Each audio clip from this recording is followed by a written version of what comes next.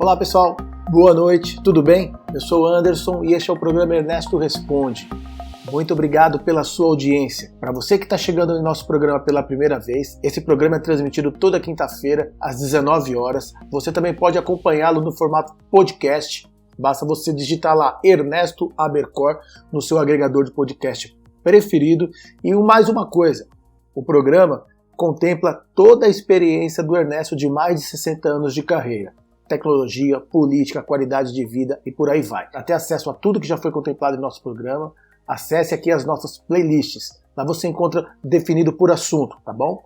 Uma outra coisa, se você tem interesse em enviar alguma pergunta, se você tem alguma dúvida, acessa aqui, ó, este card que está aparecendo nesse momento aqui na tela, que você vai ser direcionado para um lugar que você vai poder enviar sua dúvida e o Ernesto vai responder. No programa de hoje, uma entrevista com Pablo Daoglio e Matheus Agnes Dias. Eles são da Adiante Solution.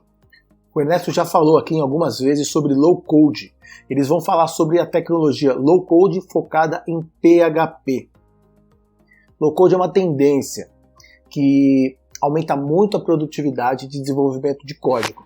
Então, assim, ó, vale muito a pena você acompanhar, porque ela vai de encontro também com tudo que nós estamos já fazendo em 2023. Sempre foco em lucro. Tecnologias, comportamentos, enfim, diversas formas, diversos mecanismos de fazer a sua empresa chegar no lucro em 2023. Acompanhe agora a entrevista e no final eu volto aqui para mais um recadinho. Pessoal, no Ernesto Responde hoje, nós vamos ter um negócio super interessante. Uma coisa que eu estava procurando, sempre procurei, não sabia, não sei como, eu não conhecia, que é exatamente um facilitador de código, um gerador de código, uma linguagem low code, né? Eu fiz até uma palestra sobre low code há um tempo atrás e não falei do Adiante Builder, um produto brasileiro desenvolvido pelos amigos Pablo e Matheus, que vão falar aqui mais do que eu hoje, e é um low code em PHP. Quer dizer, para quem gosta do PHP, ama o PHP, como nós da RPFlex amamos, é a solução. Então, nós estamos já fazendo um trabalho com o Adiante Builder, eu estou aprendendo, já tem mais umas pessoas dentro da RPFlex que também estão aprendendo, é uma documentação riquíssima, vídeos espetaculares, textos também, de modo que não é difícil. Mas, como eu sempre falo, né? Fazer uma soma em linguagem de programação é complicado. Então, a gente tem que pegar, estudar bem, ver toda a documentação para aí começar. E eu estou com os dois aqui, com o Pablo e com o Matheus, que eu queria que vocês se apresentassem. Maravilha, então. Bom, começar primeiro, porque eu sou mais velho, vou usar a idade. Eu comecei a desenvolver em mais ou menos, aproximadamente 1999, com o saudoso Clipper, que o amigo Ernesto conhece bem, né? Aliás, 94, 99 com PHP, 94, 95, 96, Clipper, depois mexi um pouco com o Delphi, 99, conhecemos o PHP 3, um projeto de desenvolvimento de um ERP para uma universidade local, e nos primeiros anos a gente desenvolvia com PHP do jeito mais errado possível. Né? O Matheus ainda lembra um pouquinho dessa época, um pouquinho depois, né? A gente fazia muito código misturado, HTML, SQL, tudo. Ainda não tinha frameworks, né? Eles não estavam consolidados. E um pouquinho depois, então, mais ou menos em 2006, 2007, eu comecei a criar um framework em PHP, que é o Adiante Framework, né? Ele ficou durante muitos anos sendo desenvolvido, foi lançado em 2012 no mercado, hoje ele já está com 10 anos de estrada. O objetivo dele é justamente facilitar a criação de sistemas em PHP, né? As pessoas que querem componentes de alto nível não querem perder muito tempo com detalhes, né? Mais ou menos em 2014, começamos junto com o Matheus, ele entra na empresa com algumas ideias inovadoras de criação de IDE para desenvolvimento de PHP. Nós tínhamos uma IDE feita em desktop, em PHP GTK, que era um gerador de código em PHP, e naquela época a ferramenta já estava ficando um pouco defasada. O Matheus veio com uma ideia um pouco mais nova, né? Ele tinha sido meu aluno, né, orientando, onde ele fez um diagramador. Né? Oi? Você é professor de faculdade? Fui, agora já não dá mais só na empresa mesmo. A parte de diagramação que tem dentro do Builder, né, nasceu de um trabalho de conclusão de curso, né, onde o Pablo era orientador, né. Então aquela parte que você deve ter visto lá, que você teve que modelar as tabelas, né, aquele diagrama ER, nasceu... Foi fruto de um trabalho de conclusão de curso. Nasceu no meio acadêmico, né. E aí em cima daquilo ali que é criado todos os artefatos ali do programa que é construído na ferramenta. Mas continua lá, Pablo. Não, daí eu já acabo fazendo um pouco da tua parte também, né? Então, ali por mais ou menos 2014, 2015, esse TCC fica maravilhoso, fantástico, né? E a gente conversa, por que não evoluir ele para uma ferramenta, um ambiente mais completo de geração de aplicações, né? E o Matheus vem com umas ideias novas e a gente implementa por 2 anos, né? Fomenta esse projeto. Em 2017 ele fica... a gente não pode dizer que fica pronto, né? Mas fica uma primeira versão apta a ser lançada no mercado, né? E nós já temos uma base de clientes do framework, da nossa ideia desktop. Boa parte desses clientes migram por esse ambiente novo web, e desde 2017 nós estamos melhorando essa tecnologia. E o mais engraçado é que quando a gente começou a conceber o produto, a gente não falava em low-code, estamos criando uma plataforma low-code, né? A gente nem utilizava esse termo naquela época. Né? A gente pensava, uma ferramenta para agilizar o desenvolvimento, para facilitar o desenvolvimento. Né? Mas esse termo low-code na época não era algo que estava assim, em evidência como está hoje, né? Exatamente. Disruptivo, né? O low-code realmente vai tomar conta, e eu brinco dizendo que o programador é uma pessoa tão fora do comum que a gente divide a humanidade em 2, né? O programador e o resto. E com low-code, eu acho que essa frase vai perder o sentido, porque realmente vai se tornar muito mais fácil programar. Então, você que está nos ouvindo aí, eu já venho falando em low-code, é uma realidade, e com esse produto que nós vamos passar a usar, a gente vê que dá para fazer realmente qualquer coisa, em termos de programação. O RPFlex, ele começou antes, realmente em 2007, então ainda não tinha esse processo, então a gente começou com PHP. E o Flex, que também já era talvez uma semente para o low-code, alguma coisa assim, porque o Flex, ele pelo menos escondia uma boa parte do complicadíssimo JavaScript. E com isso, então, a gente optou por essa linguagem. Mas ele era compilado. E com isso, os donos dos sites proibiram, né, Apple, Google, de usar linguagens compiladas, porque eles não sabiam o que tinha dentro de um programa que você, usuário, comprava numa loja, porque estava compilado. Então, eles falaram assim, acabou esse processo aí do produto lá esqueci sempre o nome. Adobe. E aí nós tivemos que reescrever toda a parte do cliente em JavaScript e HTML. Eu confesso que eu abandonei a programação há 2, 3 anos atrás, ou menos, por causa dessa dificuldade, que é uma linguagem complicada, ela trabalha com muita multiprogramação, enfim. E meus programadores sofrem bastante. E fiquei sabendo do Adiante Builder. Então, agora nós vamos começar, como eu já falei, a gente está agora querendo fazer com que o RP não seja apenas um retrato do passado, né? Mostrando quanto foi o lucro, quanto foi o estoque, quanto foi a dívida, quanto pagamos, quanto recebemos. Ele realmente ser mais inteligente e tentar ajudar o empresário a ter lucro, através de pesquisa operacional, enfim, toda aquela parafernália de fórmulas que tem até raiz quadrada, como eu gosto de brincar. E vamos começar, então, a usar o Adiante Builder nessa programação. Vai ser programas normais, com rotinas específicas, com alguns carros, enfim, vai ser programas.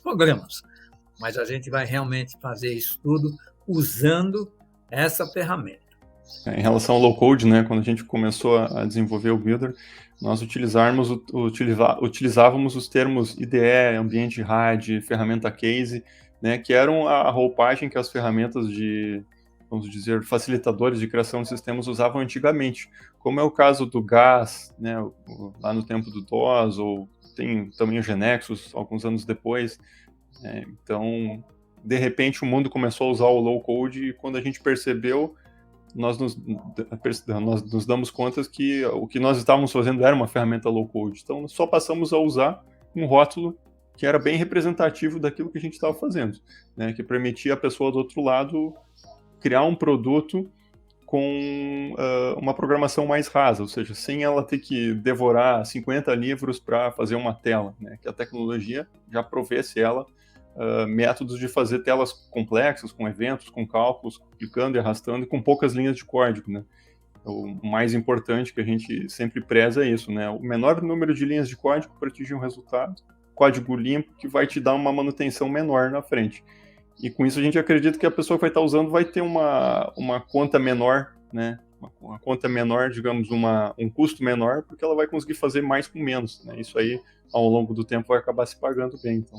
A verdade é que, durante todos esses anos, né, desde o século passado, em toda empresa, tem aqueles programadores, vamos dizer assim, mais avançados, que desenvolviam funções, componentes, rotinas, né? O próprio livro que eu escrevi, o Clipper Modelos de Programa, já tinha essa filosofia. Então, a gente desenvolveu funções e modelos de programa que facilitava o trabalho. Quer dizer, a pessoa copiar e colar, como a gente falava, e fazia o seu programa usando aquele baixo nível que alguém desenvolveu. Mas, nos últimos anos, exatamente o low-code isso aí tomou uma força em que grandes empresas começaram a fazer esse trabalho, e agora eu acho que a tendência daqui a alguns anos vai ser que realmente isso vai tomar conta e todo mundo vai programar somente nessas ferramentas. Quer dizer, a vantagem do Adiante Builder é que ele é baseado no PHP, que é a linguagem que nós usamos. Então, isso já traz uma certa sinergia, né? Porque está tudo ligado. Agora, eu tenho aqui, então, algumas perguntas, porque eu tenho certeza que muitas pessoas que estão nos ouvindo, aí depois eu vou querer uma comissão, vou chamar de Builder, tá? Fica mais fácil. O Builder, e normalmente essas empresas já têm bastante coisa escrita, né? Normalmente em PHP, com JavaScript, e de alguma forma vai ter que haver uma sinergia, uma ligação entre toda essa tecnologia. Então, eu vou fazer algumas perguntas aqui que já me vieram perguntar, né, meus programadores, se é possível ou não. Então, a primeira delas é a seguinte: nós, né, a minha equipe, principalmente que eu tenho lá um programador mestre, que é o Ari, que desenvolveu aí boa parte do enfim, é um baita programador. Então, ele desenvolveu muitas funções, muitos componentes, muitas rotinas, que a gente simplesmente chama a rotina lá e manda bala.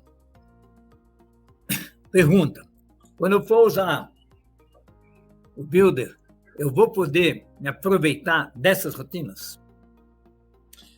O ideal para aproveitar essas rotinas é que elas estejam, por exemplo, numa API de vocês, né? Poderia estar dentro de uma API, né? Essa seria uma das formas, né? Através de uma API, né? Outra forma é encapsulando isso aí em torno de classes e disponibilizando essas classes na forma de pacotes dentro do projeto novo, né? Então, são duas formas. De qualquer forma, eu teria que encapsular essa inteligência para poder chamar ela, ou via componentização, né, classes, ou via API, uma chamada REST, no caso. E vocês já pegaram alguma empresa que estava nessa situação, quer dizer, ela já tinha uma estrutura de PHP bem forte e passou a usar o Builder? Acredito que hoje boa parte dos nossos clientes eles já são empresas que fazem software, já são empresas que fizeram algum tipo de ERP, não necessariamente em PHP, mas são empresas que já vêm de uma necessidade de mudança de tecnologia. Com a pandemia, nós tivemos muitos usuários novos que eram do desktop, por exemplo, né, o pessoal de Delphi ou outras tecnologias que, bom, agora eu não tenho mais o que fazer, eu tenho que migrar para o web, os clientes estão praticamente me obrigando, né, a disponibilizar uma interface web. Então, realmente veio muita empresa que já tinha um sistema, mas precisava redesenvolver ele. No caso do desktop, né, muitas empresas, obviamente a lógica, a linguagem sendo diferente, reaproveita só o banco, né? Então faz o banco na mesma estrutura, e em cima daquela mesma estrutura faz toda uma camada de lógica, né? De modelo, de negócio, de fluxo, até porque no PHP o fluxo a interação do usuário é diferente, as telas, né? Agora, vindo com o PHP, é melhor ainda, né? Você consegue reaproveitar algumas lógicas, né? Se essas lógicas forem escritas de uma maneira que não estão muito amarradas internamente, né? Ou seja, você escreve uma rotina, aquela rotina faz o trabalho dela e devolve uma resposta. Para fazer esse trabalho, ela não depende de muitas outras coisas, né? Porque se ela depende de outras coisas, você tem que trazer todas essas outras coisas junto com ela, né? Acaba trazendo um caminhão de outras coisas. Eu vi que o Builder trabalha com vários bancos, né? Mas acho que a maior parte é o MySQL. Nós ainda estamos na versão 7, mas já estamos com o pé dentro quase da versão 8 do MySQL. Só que nós temos algumas características que eu queria saber se eu vou ter problema ou não. A primeira delas é uma coisa bacana, que a gente tem um único banco de dados. Nós temos um único banco de dados lá na Amazon, que tem todos os nossos 1.000 clientes, e nesse banco nós temos mais ou menos umas 500, 600 tabelas. Essas tabelas, algumas, umas 50, são genéricas, quer dizer, todo mundo usa, né? Por exemplo, são índices, valores do dólar e tal. Então, todo mundo usa as mesmas tabelas, e as tabelas de cliente e tal, mas está sempre num único arquivo. Ele tem lá, está tudo junto lá, então tem lá os registros. Se você entrar e tirar uma fotografia do banco, você vai ver tudo misturado. E tem um campo, que é o campo inicial, que tem o número da empresa. Então, a pessoa, quando entra no sistema, ela dá a senha dela, então tem todo um arquivo de senha que dá direito a pessoa entrar nas empresas onde ela trabalha, né? Porque tem empresa que tem 5, 6 filiais, então são 5, 6 empresas que estão lá dentro. E, além disso, o meu pessoal, quer dizer, o meu pessoal de suporte, tem acesso a todas as empresas. Até hoje, ninguém ainda conseguiu furar esse sistema de acessar dados de um concorrente ou de uma outra empresa. Então, está muito bem solidificado isso, então é uma preocupação. E aí eu pergunto, como são rotinas escritas em PHP, eu acredito que não vai ter problema, mas eu gostaria de saber a opinião de vocês. Verdade. É bem possível de atingir esse mesmo resultado. Inclusive, nós vamos abordar esse assunto num dos próximos Buildercasts, que são podcasts que nós fazemos todas as semanas, tá? No nosso canal do YouTube, lá o canal da Adiante Solutions no YouTube. Já criamos mais de 54, 55 podcasts, né? Começamos há pouco mais de um ano, e nós estamos criando um mini RP dentro do Builder, né? Já criamos lá toda a parte de pedidos, a parte financeira, é um mini RP, então tem um mini CRM, um mini sistema de pedidos, tudo mini, né? Mas o pessoal está usando aquilo como base para criar sistemas novos. E dentro desses podcasts ali, um dos assuntos que a gente pretende abordar agora, nesse início de ano, né, nos próximos assuntos, seria multi-tenant, né? Então, nós temos clientes que têm, por exemplo, um banco por cliente, e tem gente também que tem um grande banco para todos os clientes, né? Dentro do Builder, a gente tem mecanismos mais prontos para atender aqueles que têm um banco por cliente, que o próprio framework ali, o template, ele já tem um mecanismo para fazer o chaveamento. Com base no login, você é direcionado para um banco ou outro, né? Mas é possível fazer também um grande banco usando o filtro de sessão. Quando o usuário loga, a gente alimenta algumas variáveis de seção, né? Por exemplo, o código dele, o código da empresa, unidade na qual está vinculado. E aí você passa a utilizar essas variáveis de seção em vários lugares. Por exemplo, ele vai cadastrar um pedido, aquele pedido é daquela empresa. Ele vai entrar numa listagem, aquela listagem tem que estar pré-filtrada com aquela empresa. Só que são vários lugares que tem que ser personalizados para justamente evitar que um usuário possa ver os dados de outra empresa, né? Porque vai estar tudo na mesma tabela de pedidos, por exemplo, né? Alguns vão ser deles, o código 1 vai ser dele, o código 2 vai ser de outra empresa que usa o sistema e assim por diante. Então tem vários lugares que precisam ter uma atenção especial com a segurança, nesse caso de um grande banco para todos os clientes, que no caso de um banco por cliente é um pouco mais tranquilo, porque a segmentação por banco já te dá essa proteção, né? Esse é um assunto que a gente vai abordar, então, num dos próximos Buildercasts, que é como implementar. Eu vejo que, realmente, evidentemente, que acha que isso aí iria ser possível. Agora, no caso, por outro lado, os nossos clientes, quando eles querem desenvolver um programa ou fazer alguma coisa, embora isso é relativamente raro, eles não podem chegar amanhã, por exemplo, um programador lá do cliente X, escrever um programa qualquer e começar a acessar a base de dados. Isso ele não consegue. O que ele faz é passar esse programa para nós colocamos as rotinas de proteção, colocamos isso na biblioteca de programas e até, muitas vezes, oferecemos isso para os demais clientes. Então, acho que esse vai ser o caminho que nós vamos usar. Quer dizer, nós não vamos poder deixar, a não sei que tenha realmente um esquema de proteção bem forte, já no Builder, que impeça que aquele cliente só consiga acessar os dados dele. Mas a mesma coisa com as senhas, eu acredito que também não vai ter problema, porque senha também nada mais é do que um dado de cada usuário e que é comparado com a senha que está nas nossas tabelas.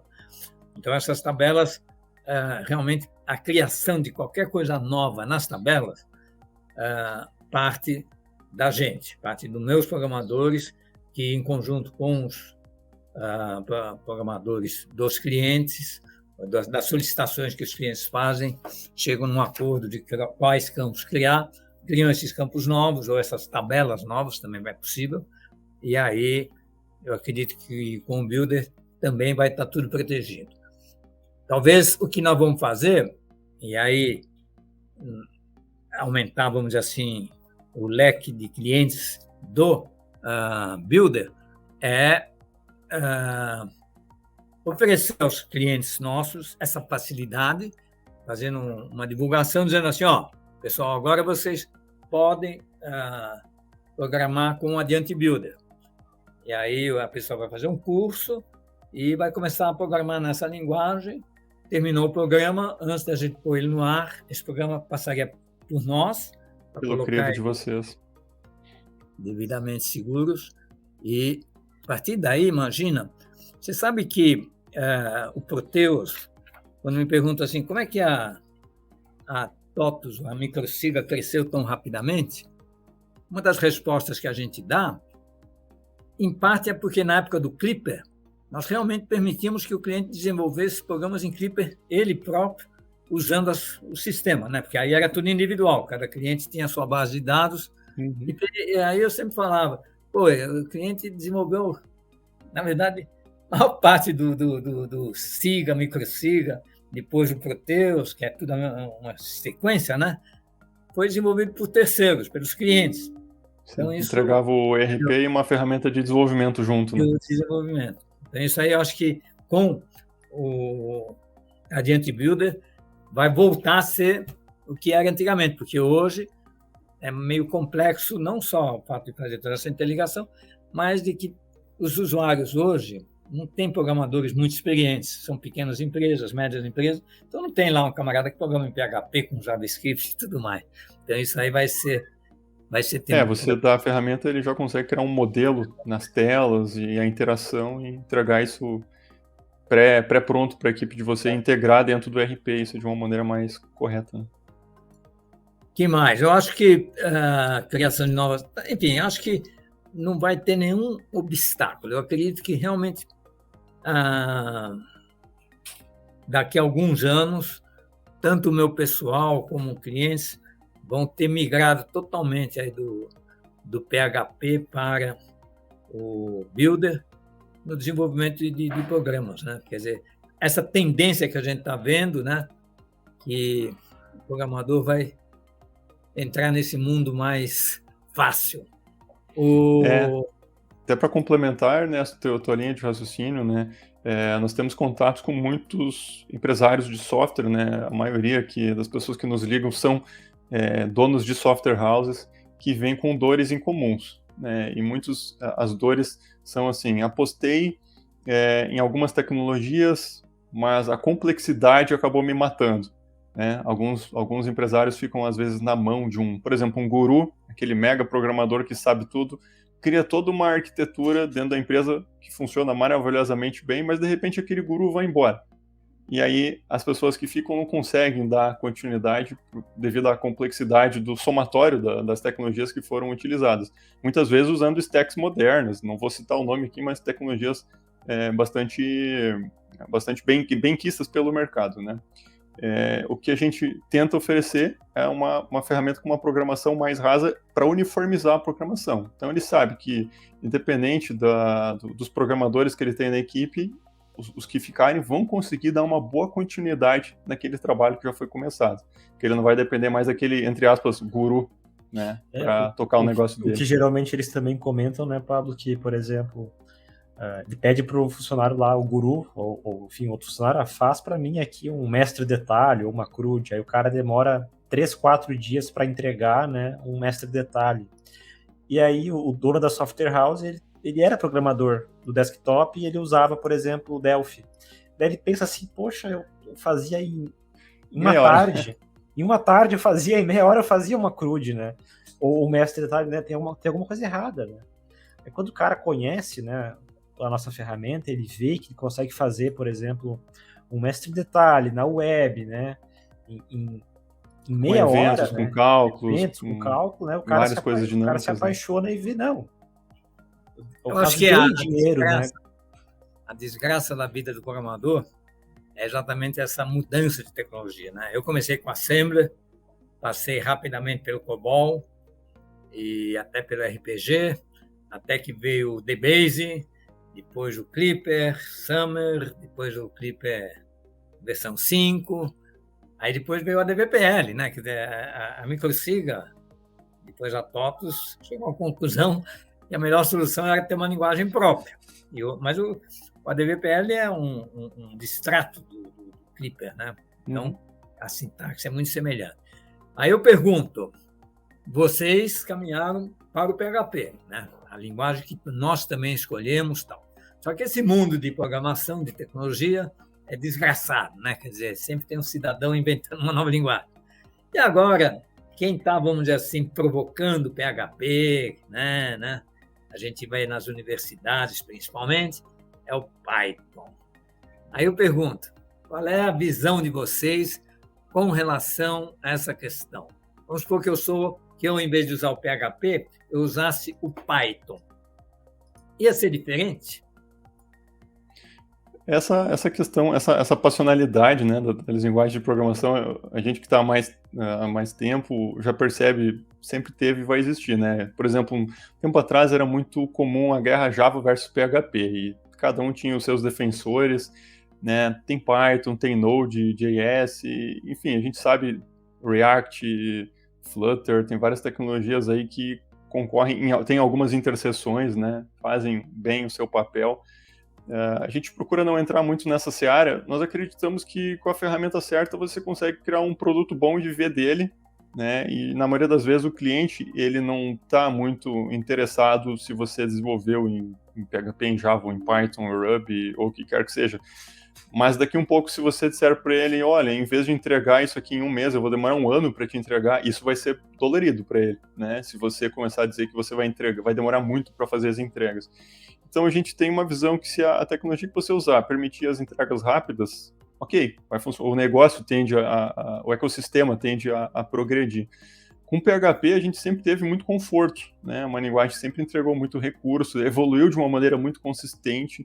A gente sabe que o grupo de desenvolvimento deles teve ali do 3 para o 4, do 4 para o 5, do 5 para o 7, do 7 para o 8, sempre teve saltos bons de performance, de recurso. Então foi uma linguagem que nunca nos deixou na mão, nós nunca pensamos em olhar para o lado, em usar uma outra linguagem, ou reescrever a nossa pilha, né, a nossa plataforma em outra linguagem, porque ele sempre evoluiu e sempre entregou, né, muitos recursos. Então a gente nunca pensou em olhar para o lado. Outro motivo é que demora muitos anos para você ficar realmente bom em alguma coisa, né? Então, por exemplo, nós estamos programando em PHP há muitos anos, né? Eu comecei em 1999 com PHP, a linguagem que mais, proporcionalmente mais ocupou tempo nisso aí. Então, se a gente parar para começar com uma outra tecnologia agora, para fazer uma plataforma low-code e tudo mais, demora muito tempo até você ficar realmente bom. No início, você tende a fazer coisas até do jeito errado, né? Então, até você aprender bem PHP, JavaScript, alguns frameworks, algumas bibliotecas, e colar tudo isso aí e oferecer uma ferramenta completa, agora que os clientes estão usando, estão tendo bons resultados, não vale a pena ficar se aventurando muito por outras tecnologias. Sim, mas aí talvez o Matheus possa nos responder melhor. Pelo menos, de vez em quando, alguém me cutuca. Mas o Python tem essas rotinas de estatística, de ciência de dados, tal, que não tem no PHP e tal. Mas que eu acredito que a minha pergunta é exatamente essa. Vocês também vão começar, ou já começaram, a colocar dentro do framework de vocês, dentro do Builder, funções, enfim, a possibilidade de eu fazer coisas que eu consigo fazer no Python, mas não consigo fazer no PHP. Não sei se eu não consigo, mas pelo menos o Python dizem que é muito mais fácil, por exemplo, para mim fazer uma ciência de dados, vamos falar assim, estatísticas complexas e chegar a conclusões. Provavelmente o Python deve ter ali algum framework que alguém criou voltado para isso, tendo funções específicas para isso, né? Eu acredito que o PHP também tenha alguma coisa voltada para isso, mas assim não vou te dizer concretamente, né? Mas provavelmente o pessoal do Python evoluiu mais para esse lado, né? Essa questão de ciência de dados, né?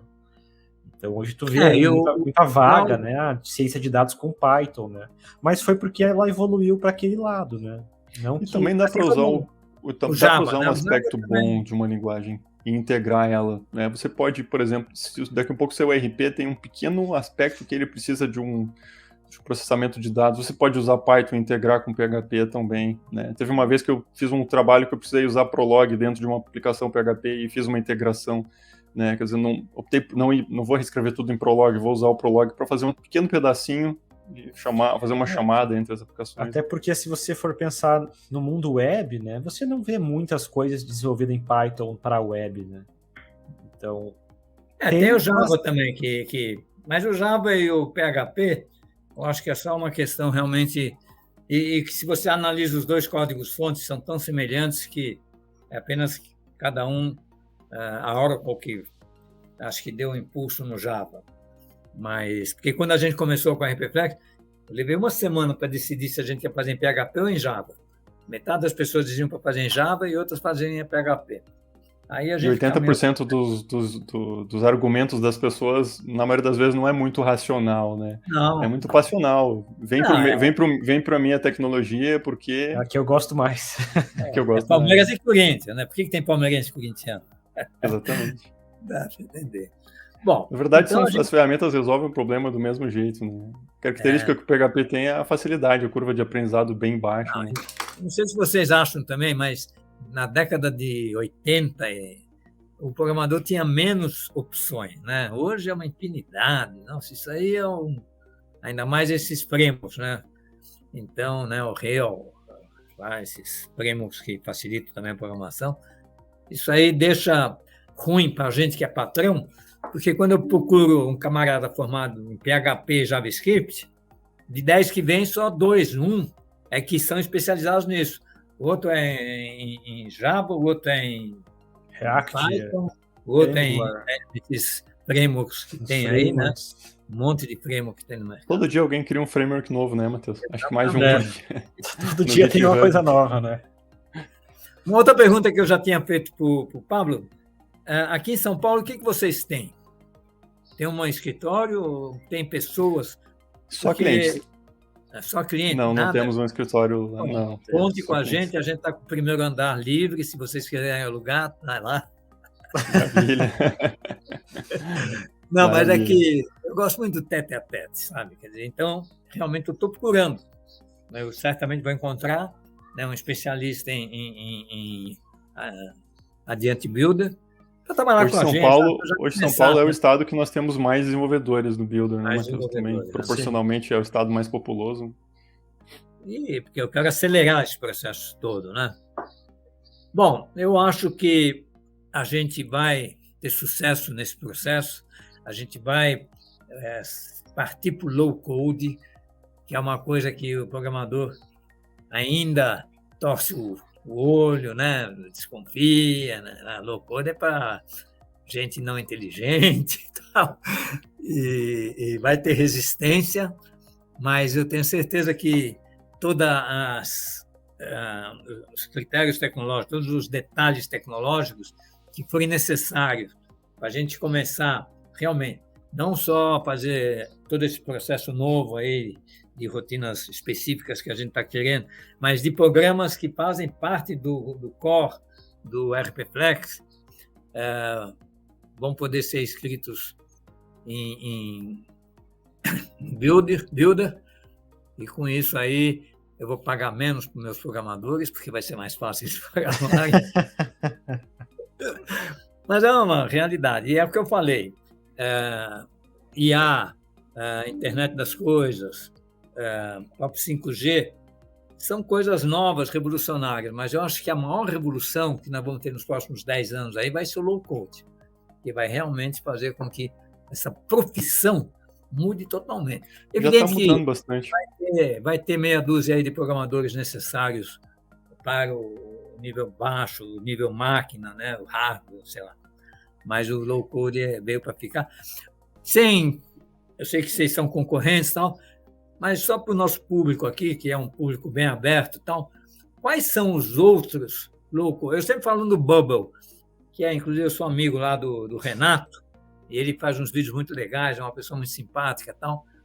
É um produto americano, então já começa ruim daí, né?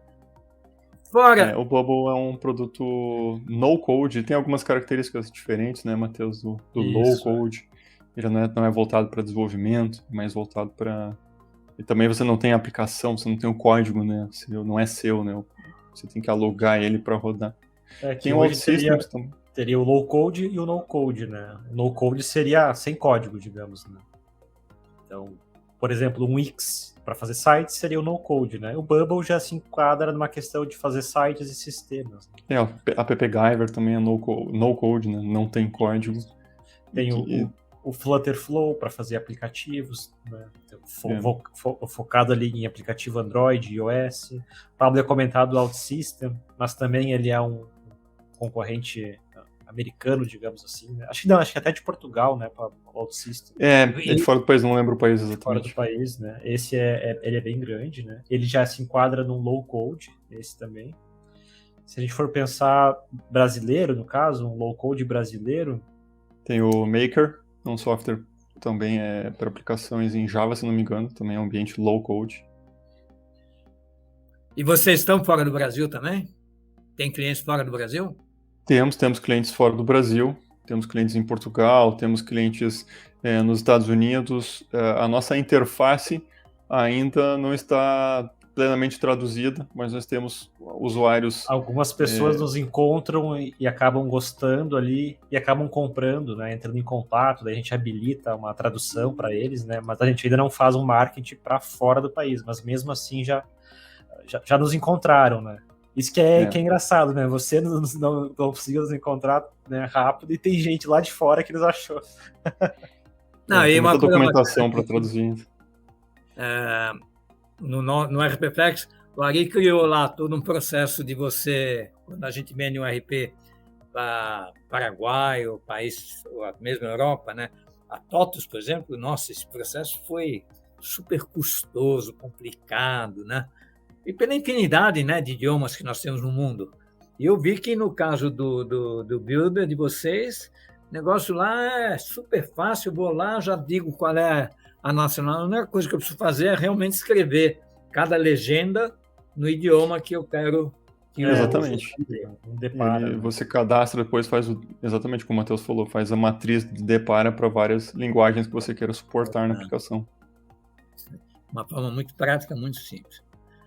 Pablo e Matheus, vamos trabalhar junto. Eu tenho certeza que nós vamos evoluir bastante usando o Adiante Builder. De onde surgiu esse nome, né? Porque, inclusive, é questionado, né? Adiante, o TI final tem a ver com tecnologia da informação. De onde apareceu essa palavra adiante? Porque Builder Sim. é um nome genérico para todos esses processos, né? Como é que foi? Sim. A raiz da empresa é Adiante, né? Adiante Solutions. Foi o primeiro nome que foi criado, foi o nome da empresa. E aí os produtos, eles levam um sufixo, né? Então tem o Adiante Framework, o Adiante Builder e o Adiante Reports, que é a nossa plataforma de BI. A palavra adiante, o TI vem da TI e vem emprestado da palavra adiante, adiante do português, que é sempre olhar para frente, né? Sempre legal. Pensar adiante. Muito bom. Então, vamos 2023 estar juntos, começar a fazer realmente novas rotinas, aprimorar as antigas e usar bastante. Com isso, acho que nossa equipe de programação vai poder se ampliar, vai poder ser mais rápida, mais eficiente, com menos detalhes e, enfim, esse é um drama. Agora, a raça humana não vai mais ser dividida em duas, programadores e o resto. Agora todo mundo... Todo mundo vai seguir, né? Vamos seguir. Muito obrigado. Muito boa a entrevista, espero que você tenha gostado. Se você tiver alguma dúvida sobre low code com PHP, você pode enviar as suas dúvidas aqui através do nosso chat, ou você também pode enviar a sua dúvida através desse acesso aqui, ó, que está aparecendo no card nesse momento. No descritivo desse vídeo você também encontra as redes sociais do Matheus e do Pablo, e por lá você também tem acesso a eles. Mais uma vez, muito obrigado pela sua audiência e até a próxima semana.